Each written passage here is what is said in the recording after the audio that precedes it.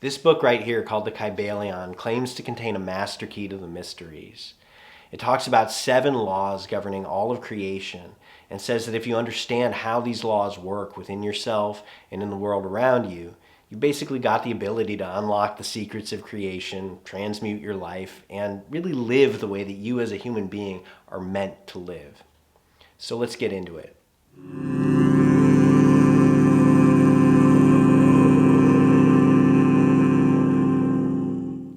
So to understand the 7 laws, we really have to understand the first law, the law of mentalism, because this is the one where all of the other ones come from.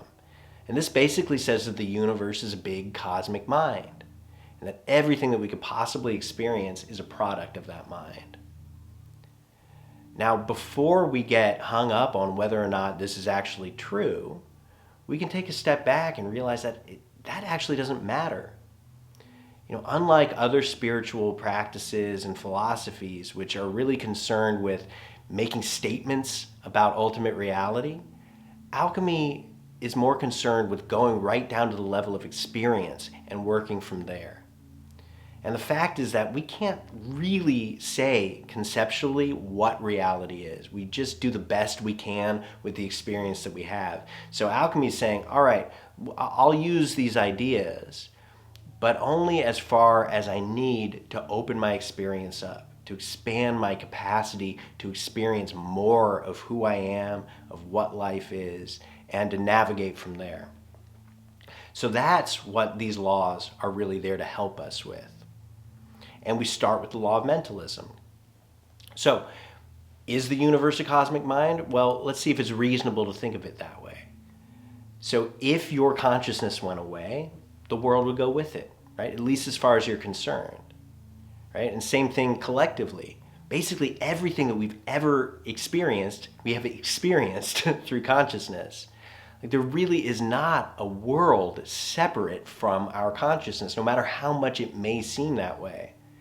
And we actually don't even need quantum physics or anything to justify that. It's just obvious if you just look and see, right? So, from there, I think that that's a good enough reason to entertain this idea of a cosmic mind, okay? And now we can think about statements like your thoughts create your reality, okay? Now, let's take away any of the magical connotations of that for the moment. I mean, we'll get there because there are some really magical dimensions to that.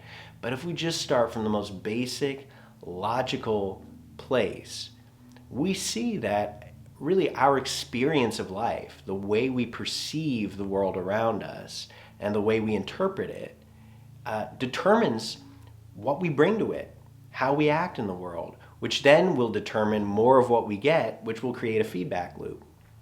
So if you wake up and you're feeling really bad one morning, and you look around the world and you're finding problems with everybody and everything around you, and then you're acting like a jerk because of that, well, people are gonna respond to you in a pretty negative way, and that's gonna feed back for you, confirming your assumption that the world sucks, right?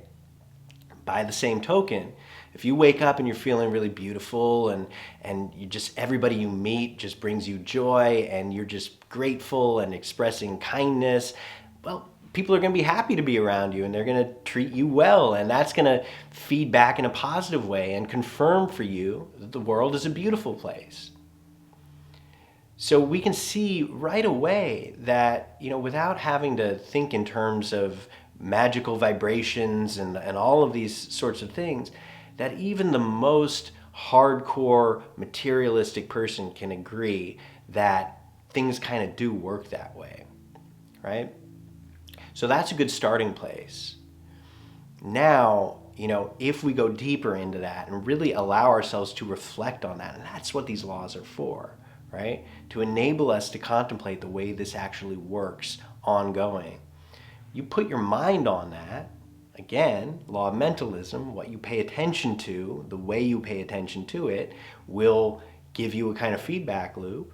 When you start paying attention to this, then you start to pay attention more and more to the way life is shaping itself in resonance with your inner state, and the way your inner state resonates with the world outside. And little by little, this just puts you on the track to opening up to those what we call magical dimensions. And really the idea of magic is just that there is not a hard boundary at all between the inner world of consciousness and the outer world of matter. And when you get to a place where you're able to see that and comfortable navigating that, then it just comes online. So really that's how we use the 7 laws. Now I'll go into the other laws in some other videos. And of course, it's not just the laws that do this for us, right? They help us make sense. They help us look at the world in a certain way, contemplate things in a certain way. But there's other practices that we need to do to really expand and accelerate this process. And when we use them together in tandem with this understanding, then the process of expansion and integration just moves exponentially. So, different kinds of meditation, energy work, mantra, all kinds of things. Also, astrology archetypal astrology is a really beautiful way of waking up to the fact that there are these resonances between different levels of existence. And so this is all stuff that I'm going to be going into in my upcoming course, The Alchemist Code. But I'll also be talking about it more in upcoming videos. So I want you to stay tuned. And if you find that this is resonating with you and helpful to you, then really consider joining the Alchemist Code, because we're going to go deep. It's going to be a deep journey into how the 7 laws work and into the very specific practices that can tune your awareness really fast to be able to perceive the world in a radically new way every day.